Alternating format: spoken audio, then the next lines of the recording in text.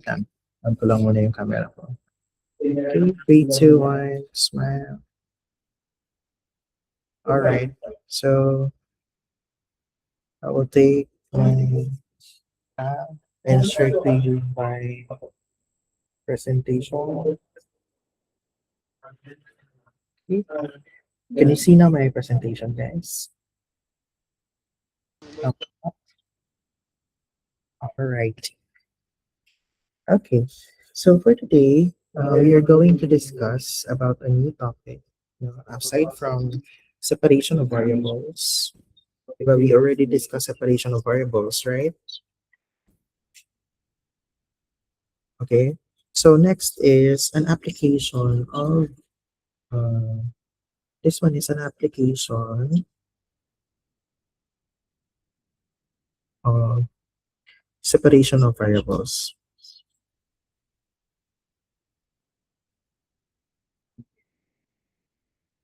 Okay, and during the process of solving homogeneous differential equation, we apply, in the middle of our computation, we're going to apply the separation of variables na ginawa natin last time. Okay, to find the value of c or yung constant value natin. Okay? So for homogeneous differential equations, so a differential equation of the form dy over dx is equal to f of x y over g of x y is called homogeneous differential equation if your f of x y and g of x y are homogeneous functions of the same degree, okay, in x and y. Okay, going back to our introductory lesson, we discussed about degrees, orders, and types of DEs, right? So, paano natin malaman kung ano yung degree? Can you remember? Can you still remember how do we, or how can we know degree of the equation? Paano nga? We look into the exponent. No, we look into the exponent of our x and y variables. Okay, the higher or the higher the degree, that's the basis of your order. Tama? So hanapin muna natin yung highest degree, then the pinaka-highest degree, then magbe-base yung ating order. Pero dito, we are just only focusing on the degree. Okay, degree lang ng ating equations or variables x and y. So let's take a look on the example. Okay.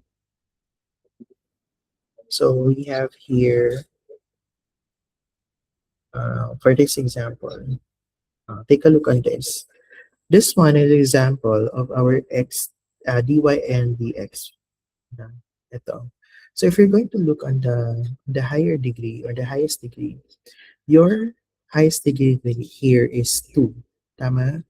So we take a look on the exponents. Okay? So yung exponent natin on the dx na mga kasama ni dx is, ang exponent nila is yung 2. Exponent 2. So tingnan natin for the variable. Sa x natin, i-compare natin sa lahat ng x dito sa equation. Ilan yung highest degree niya? That is 2, right? If we look at all of the y's here, kasi dalawang y lang dyan. So yung isang y is merong 1. Tama? Na degree. The other one is 2, right? So i-compare natin, that's the highest degree is 2. Okay, let's take a look on the x. Ang x is, ang highest degree niya is 1. Tama? Yung other degree is 1. The highest degree is 2. 2 rin. So, we can consider that this equation can be a homogeneous differential equation. Simply, kasi yung x natin has a higher degree of 2 and yung y natin has also a high degree of 2. So, equal silang dalawa, which is nasa-satisfy yung condition ng ating homogeneous technique. Okay, nakuha? So if we have this condition fulfilled, ang mangyayari is we can proceed on solving homogeneously. Okay? Nakuha. Alright. So, we'll go back here on the discussion. So, yun. So, that's the first condition. We have to know if your x and y variables have the same degree. And right after that, we do the steps. No? This one is very complicated. No? I have here, ito is very, masyado, mathematical, to, explain. So, I have here a summarized version. No? Since we have here m xy, okay, for dx plus n x nxy dy, okay, equals to 0. So this one, the m here is a function, and here is also a function. If, uh, wait lang ha, if m is simpler, make use of x equals to vy, and dx should be v dy plus y dy. Okay, substitute natin yan later on. If ang n naman ang simpler, okay, put y equals to vx, and dy equals to v dx plus, okay, anong wala, x dv.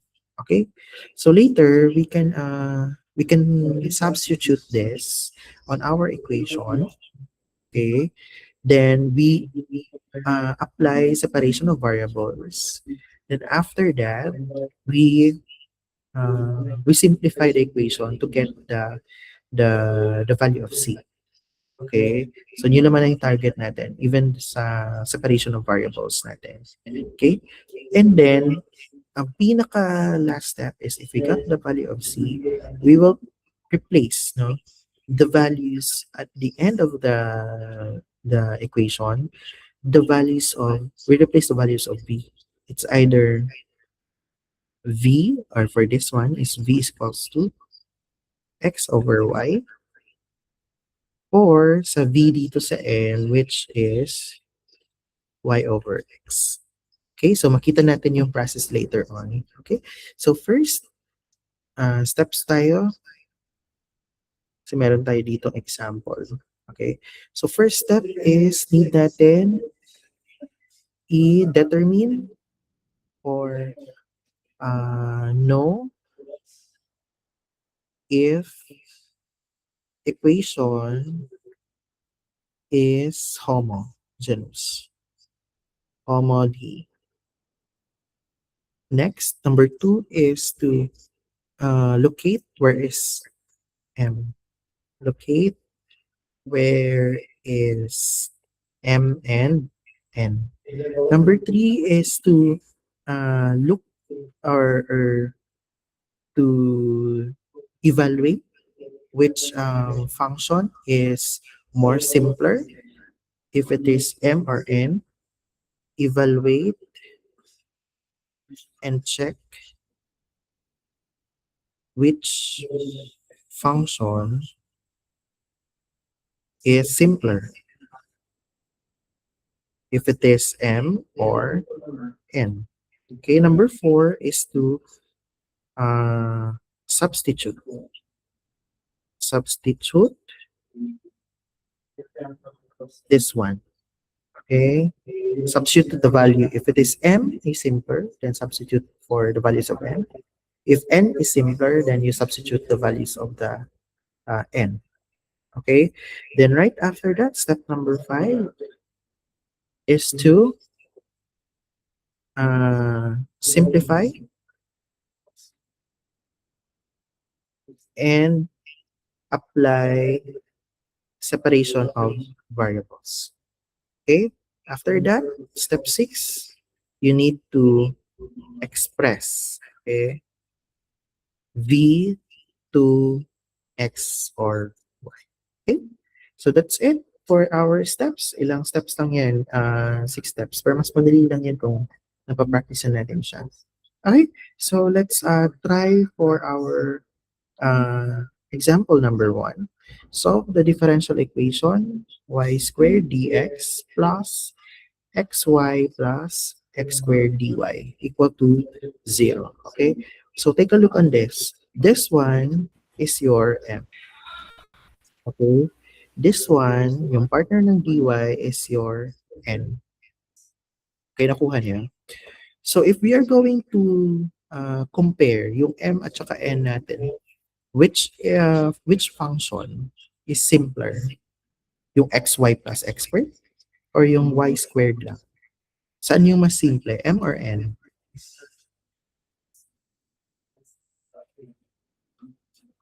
In terms sa complexity, ano yung mas mahirap sa kanila? Yung parang marami kang gagawin. Di ba mas mahirap yung xy plus x squared compared to y squared? Am I right? Ba guys? Okay. So if we select n, then we apply, okay, we apply this. We apply this. All right. So that's x equals to vy dx equals to v dy plus y dv. Okay, going back. So since we selected m as our simpler version, we have to substitute the x's and the dx dito sa ating equation sa taas. Okay? So let's make a room for our solution. Page adjustment tayo. Okay? So we have here y squared dx plus xy plus x squared dy equals to 0. Okay. So let's have here. We have to substitute our x and y x and dx. So we have x equals to ano yung anantan? V x vy. Okay. So we x vy. And dx is equal to v dy plus y dv. Okay? So, substitute lang natin dito sa taas. Meron value ng y. Wala. So, we copy y squared. Okay? Value of dx, meron tayong given. v dy plus y dv. Okay? What's next? Plus x natin, that is vy. Okay? Multiplied by y, okay, plus yung uh, x squared natin. X squared is vy squared. Alright? Then what's next? Our dy. So meron bang dy? Wala. So let's copy dy equal to 0. Okay? Nakuha niyo guys? Did you get it? Okay. Now, we simplify the equation. Okay? So that's why vy squared dy. Okay, substitute, distribute natin. So we have vy squared dy plus y cubed dv. Okay?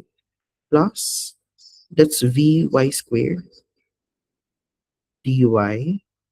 Okay? Plus, this one is v squared y squared dy equal to 0. Okay? So is it clear? Okay. So, yan na yung nangyari dito na part. Okay. So, sinasubstitute niya lang yung ano. Dito na part is, ang pinili niya is yung y equals to vx. Okay? At then is x equals to vy. Right? So, ganun yung steps. If we go to this, yung process niya is the same. Okay? So, yung important part is when we substitute all of the x and dx or y or dy, so sundin lang natin up until we come up on this. Okay? So, we'll not explain this one kasi nakaano na. Let's go straight to my example. This one is also an example. Okay? So, let's try this. Okay. Sige. Let's try this one. So, what would be the first step? What is the first step that we're going to do? Ano kaya? We have to, ano?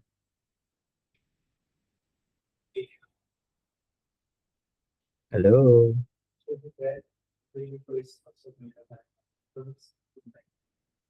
Ano yung ano natin? What can we do first? Sulat muna natin yung ating note. If m is simpler, then we must apply x equals to vy, dx equal to v dy plus y dv. Okay? If n is simpler, okay, then we apply y equals to vx, dy equals to v dx plus x dv. Okay? Sige. So let's try to read the problem. So find the particular, ano ba yung ating hinahanap na equation? We have general equation and our particular equation. Pag general equation, formula lang siya, yung may C. Pag particular solution, therefore, meron tayong initial value problem, which is substitute natin yung given na condition doon sa ating nakuhang C equation. Para makuha natin yung value ng C, and then after that, we substitute the C back to the equation. Okay, now, this is the equation. We have x squared dy equals to y times x plus y dx equal to 0. Now, we need to compare which is the simpler function, this one or this one. Saan ang mas simple? M or N? This one is your M. This one is your N. Okay. So, anong mas simple? Simpler is yung M. Okay. So, if we select M, we are going to use this. Okay, this equation. So, substitute natin, we have Vy squared. Okay. Then dy natin, we don't have any dy's here, only x's. So, we are going to copy dy. Plus y times yung x natin, which is vy plus y. Then dx natin is v dy plus y dv. Okay? Equal to 0. So, simplify lang natin.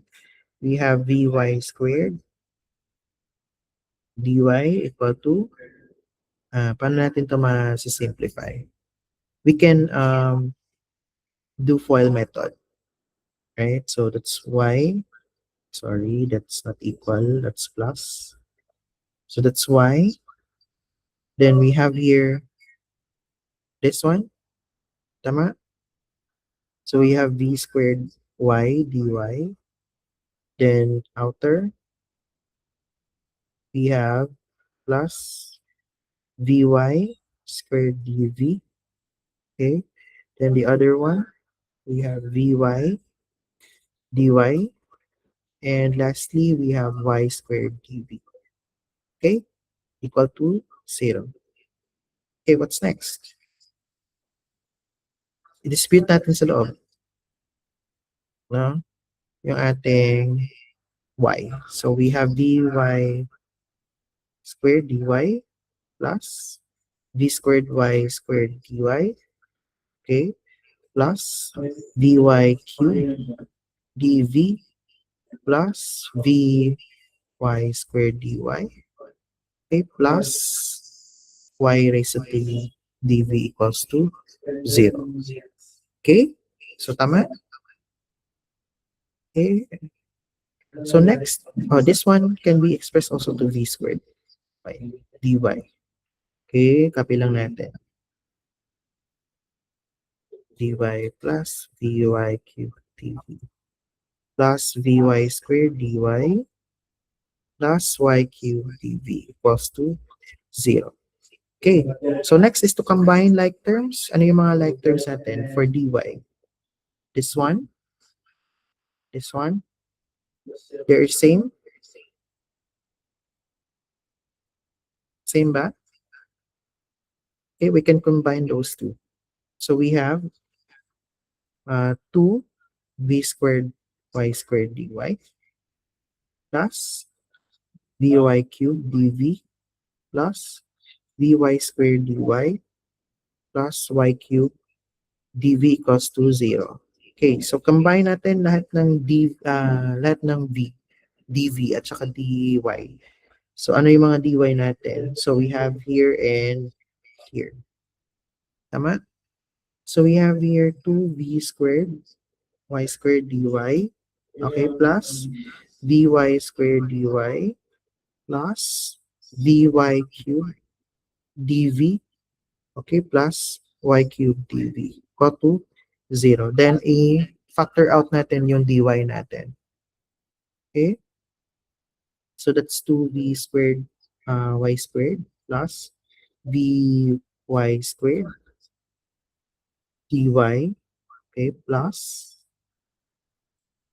ano, plus, before we do that one, meron ba tayong mga ma-cancel out?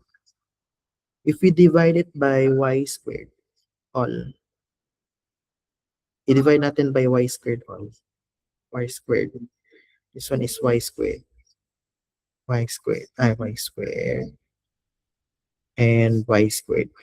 This one is also y squared. Diba we can do that one so that we can cancel out the y's. Okay? Tama? So this one cancel out also. May matira pa na 1 sa taas. Okay? So what will be the answer now? That is 2v squared dy, okay, plus v dy, okay, plus vy dv plus y dv equal to 0. O, di ba mas simple na? Okay? So what's next? Combine natin yung mga dy at saka yung mga dv natin. So ang dy natin, that's 2 v squared plus v dy plus vy plus y dv equal to 0. Pwede ba?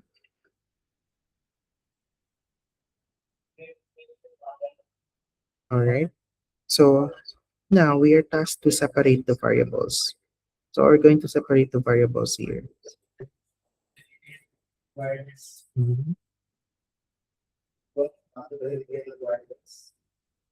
Oh, we can, ano pa? We can factor out the v.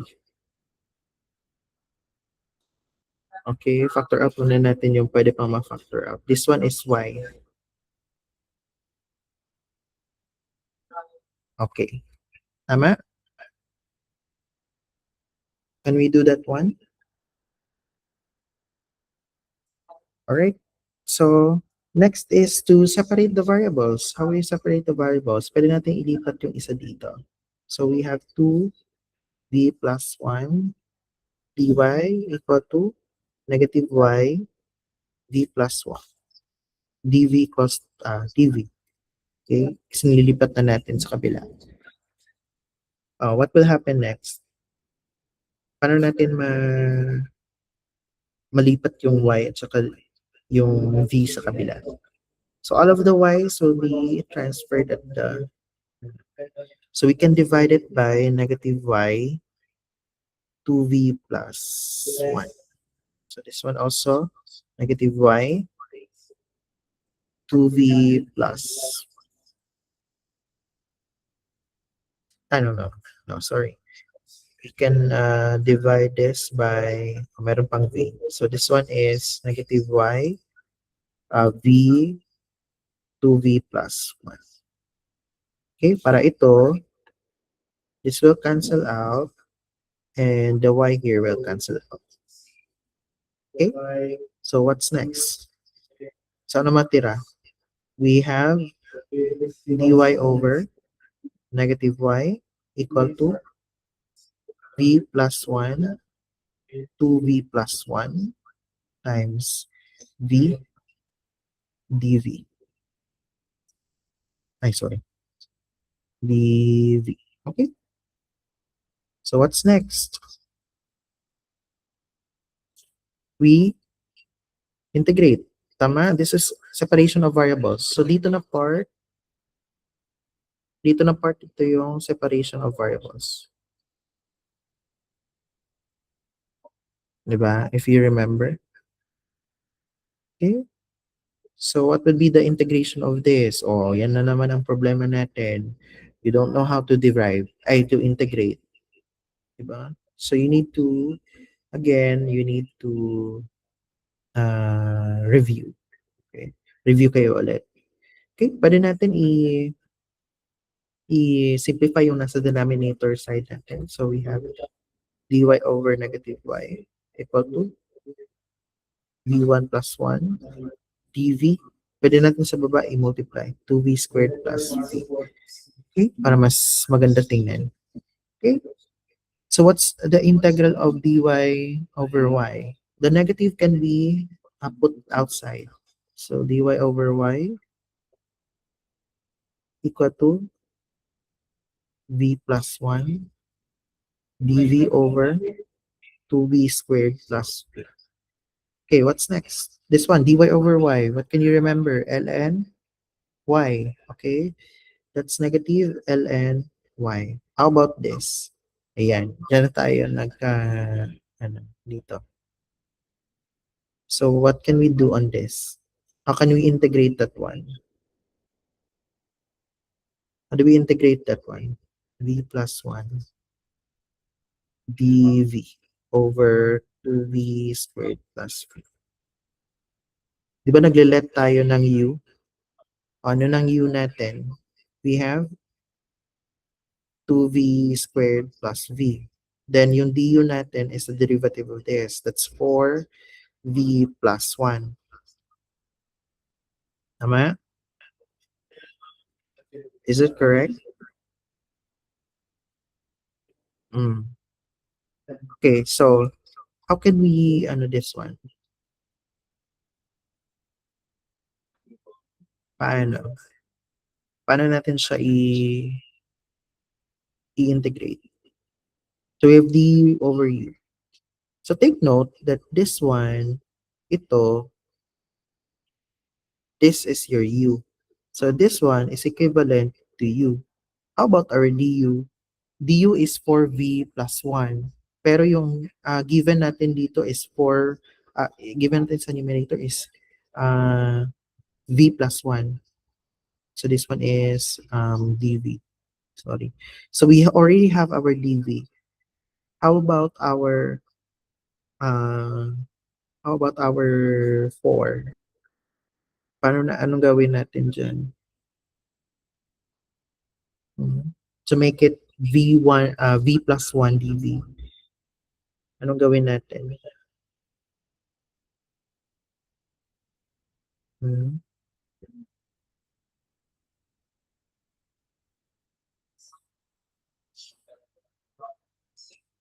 Anong pwedeng gawin? Ilabas? Anong ilabas natin?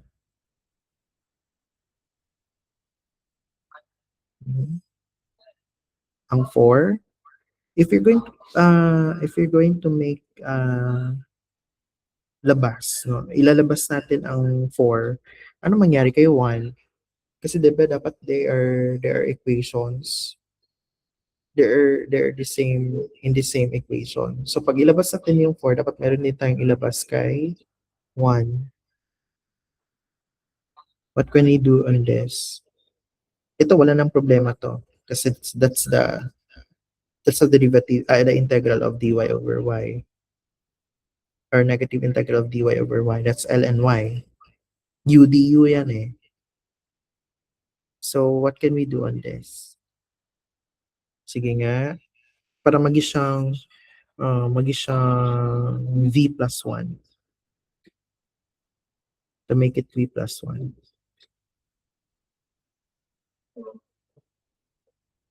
Can we simplify this more? Can we simplify this more? Pwede pa ba natin siya ma-simplify? Yung v plus 1 dv. Sorry. Your v plus 1 at saka 2v squared plus v. Can we simplify this? If you're going to factor out, no, your 2v, we have v plus 1. Ano? Can we factor out? If ever we are factoring out the v, that's 2v plus 1. 2v plus 1 eh. Dun sa taas is ano, hindi pwede, di ba? No? Hindi pwede. Okay, that's not an option for us. So, anong next? What can we do on this? Sige nga. Oh, remember your integral. Paano?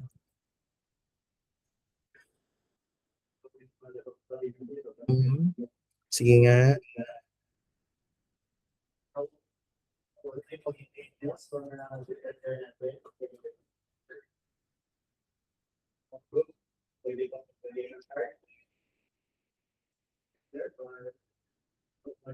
Anong pwedeng gawin?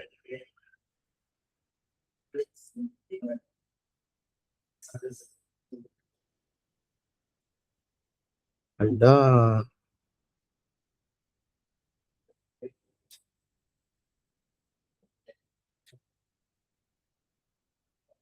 Sige nga.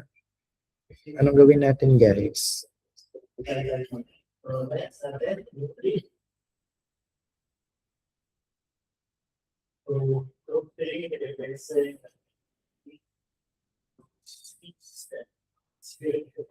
Ito na yung solution natin. No? Ito pa lang yung solution natin. Saan tayo na part? Sige. Balik ko dito.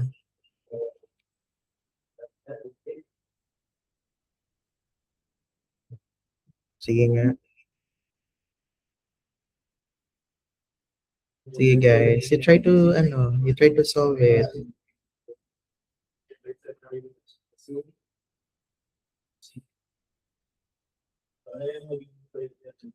So meron pa ba tayong pwedeng gawing technique to make it simpler? Or paano natin siya i-integrate?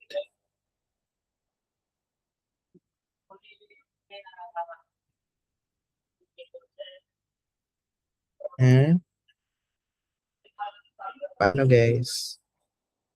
Hello? Integral.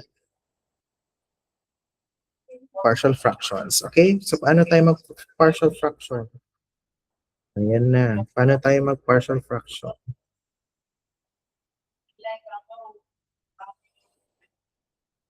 Paano? Paano tayo mag-partial fraction?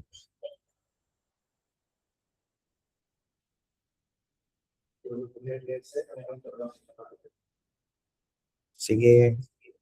How?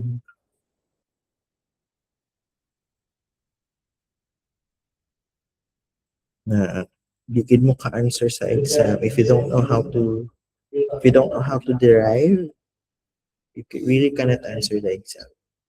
Ay, to integrate, paano yan? Hindi kayo makaka-answer sa exam. Sige nga, paano?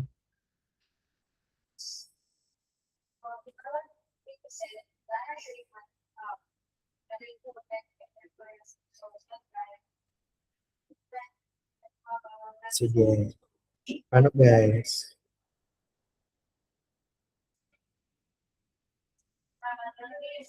du, ano yun? Du over v plus u, paano daw? Baliktad naman yun eh. You cannot divide the equation if isang equation sila. You cannot do that one.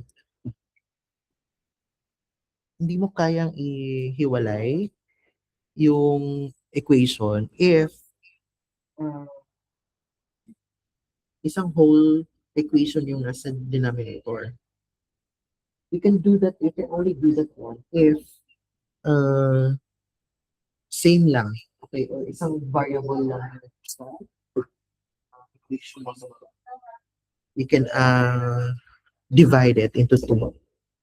Pwede yun. Pero in this case, since it's 2v squared over, it's 2v squared over 2v squared plus v, you cannot separate it. Isang whole ano talaga siya. Isang whole equation talaga siya.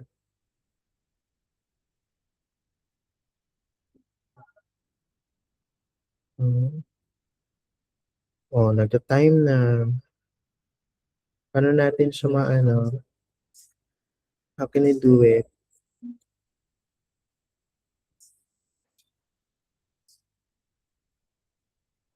3 minutes more. Sige. Paano natin siya i-derive, i-integrate, sorry. How can we integrate this? V plus 1 over, ano daw?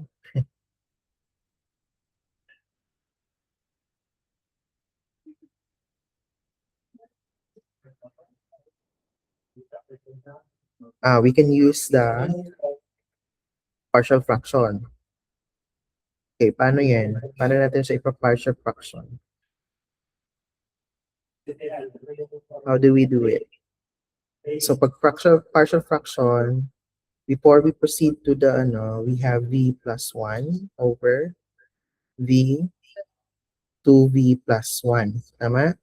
Then we can factor it by a and b. So we can do this one. Tama? If ma-remember niyo pa yung inyong MEC 2. Ayan. So how can we do it? How can we make it as ano? So we divide it. No, we divide it by v 2v plus 1, yung v natin. So kung na mag-cancel out, multiply natin sa taas. Okay, that's v plus 1 equals to, anong matira dito? That's 2v plus 1. Okay? Plus, yung isa is dv. Okay? So we substitute, no? Values for a and b, kung saan tayo magzi-zero. So if a equals to 0, or if a equals to 1, what will happen to our value of b? If a equals to 1, substitute natin value ng a. So that will be v plus 1 equals to 2v plus 1 plus dv. Okay, so that's cancel yung 1 natin. Cancel yung 1. Okay, we are only left with this 2. So we have bv. Lipat natin sa kabila yung isa. Okay, that's negative v. Tama? Then we cancel out the v. That's negative 1 for, okay, how about for a? Oh, alam niyo ang paano mag ano. So we're just going to substitute, no? If 1 ang A, so this will become 1 over V plus negative 1, or we can do it like this, minus 1 over 2 V plus 1. Okay, so ito na yung bagong equation natin. So we can have integral of 1 over V minus integral of 1 over 2V plus 1. Okay, that's dV, and this one is the dV. Okay, so ito na yun siya. So you know how to dapat do partial fraction. Okay, so once you got this, you go back here, you derive it. This one is, paano natin di-derive to? This one is ln V. Okay, so walang problema dyan. How about this? How do we derive this one? So if we let u as 2v plus 1, your du is 2 dv. You divide this by 2. To cancel out, it will become dv du over 2.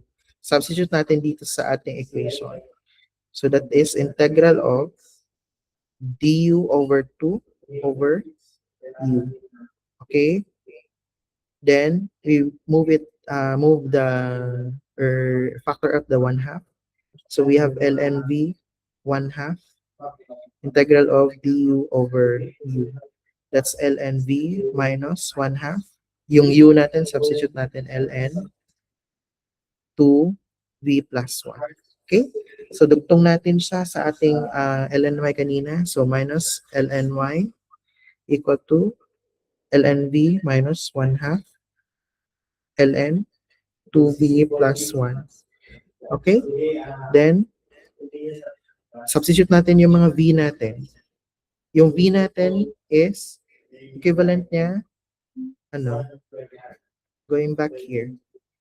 Sana yan?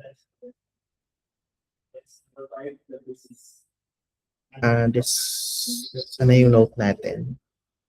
Ito. So, pag m ating pinili, ano yung value ng v? We have v equals to x over y. Okay, v equals to x over y. Substitute lang natin, x over y. So, pag na-substitute natin yung value ng v dito, that's the answer. And then, substitute nyo yung value ng x and y na given. Okay? So, the answer must be, if you're going to solve it, the answer should be ito. You try to solve it later, guys. Okay? 3x, 2x plus. So, this is the answer. The y or the c must be equivalent to, the c is equivalent to 1/3. Okay, you try to solve it later, guys, when you do study this one. Okay, I think you have to also review for the partial fraction equation or partial fraction integration.